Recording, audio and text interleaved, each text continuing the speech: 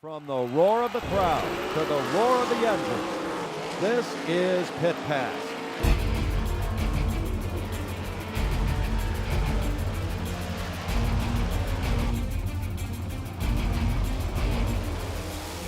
Pit Pass is brought to you by Jake's Karts. Here's your host, Ron Fox. Hello and welcome to this week's edition of Pit Pass here on WHVL. I like to pass along news as it becomes available. I know that not every fan keeps up with all of the happenings across the state. Of course, Bedford Speedway scaled back their schedule to where the Labor Day event is the only race remaining this season. And a little over a week ago, Clinton County Raceway announced that they have eliminated the sprint cars and late models from their lineup in order to keep the gates open for the season. While it gets even worse, Tri-City Speedway sent out a press release last Thursday that they have ceased operations at the big track immediately. That includes the World of Outlaws late model races slated for September 3rd and 4th. The good news is that Roaring Knob Motorsports Complex has picked up one of those events. It will now host a World of Outlaws late model race on Sunday, September the 4th. And speaking of the World of Outlaws late models, they paid their first visit to Dog Hollow Speedway this past Tuesday. So let's check out some highlights from the Dog. Rick Eckerd led the 24-car field to the green in the 40-lap event. To his outside is Rookie of the Year candidate Ron Davies in the 71, although referring to Davies as a rookie in anything seems a bit odd. As they go through the first turns, Davies is able to power by the outside of Eckerd to take the lead, while Jason Covert in the yellow 43 battles Darrell Lanigan for third place. One driver who picked up positions early and often was Tim McCready in the 39, who started 18th. Here he challenges the one of Chubb Frank and Jared Miley in the H1, as they race just outside of the top 10. By lap 12, Lanigan was able to take the runner-up spot away from Eckerd as they go down the front stretch and enter turn 1. Davies would lead the first 14 laps before Lanigan becomes the second leader of the race, with this move coming off of turn 4. On lap 18, Eckerd would follow Lanigan's lead and work the inside of Davies off of turn 4 to secure second place.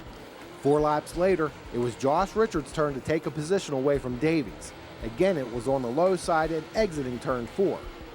As they reeled off the laps, Lanigan made easy work of the lap traffic, with Eckerd running about 2 seconds behind him. McCready continued his charge to the front.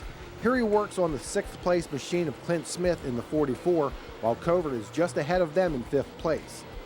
With 2 laps to go, McCready, who made the outer groove work during most of the race, shuffles Davies back to the 5th spot.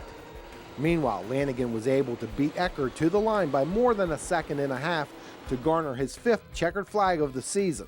It was also the Outlaws' 300th main event since starting in 2004. Lanigan has entered all but 2 of those races. Eckerd is the only driver to have started all 300 events. Josh Richards finished 3rd, McCready charged from 18th to 4th, and Davies became the first rookie contender this season to score a top 5.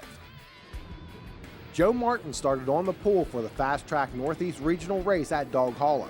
At the drop of the green, Josh Holtgraver in the 00 races Martin side by side as they cross the line and into turns 1 and 2. Down the backstretch, Martin starts to pull away to a slight lead. On the next lap, Butch Lambert in the 27 works the inside of Mike Pegger Jr. for the 4th spot. Lambert runs up on the Pegger machine and spins to bring out the first caution. On the restart, Joey Petyak in the white 44 makes it 3 wide briefly when we get back underway. He would then race the 14 of Dan Angelichio for the 5th spot going through the turns. Northeast points leader Max Blair in the 111 started the feature in the 22nd position. However, it didn't take many laps before he was challenging for a top 10 spot. The field gets stacked up in 3 and 4 when George Kowalik gets sideways while running in the top 10. Back under green, Russell King in the 56 powers under Holtgraver for 2nd, but the pass is negated by another caution. As they try to get back to green flag racing, number 38 Mike Lockard loses power on the restart. King would go pit side with a flat left rear tire.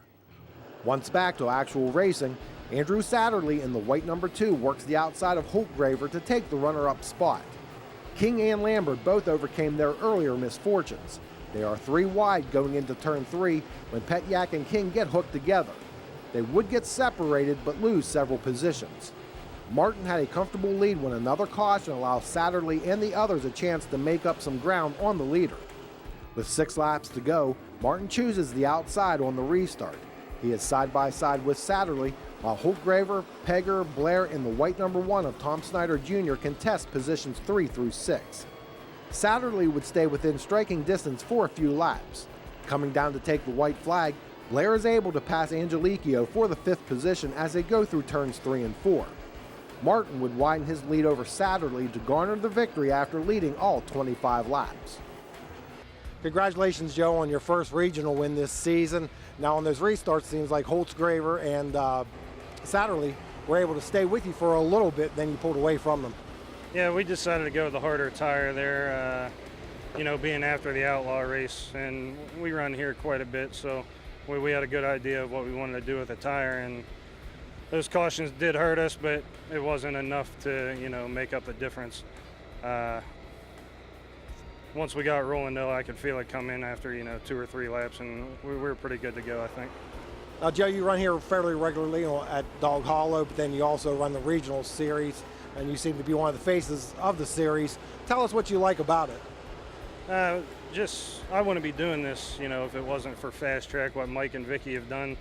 They brought FASTRAK up here, and I was just a fan for years and years and years, and I've saved up enough money to buy my own car, and it just gives somebody like me a chance to race and, try to build my way up from the bottom, and that's what we're doing. And I think traveling from place to place with the regional series, there's more of a chance to get recognized, and that's what our plans are.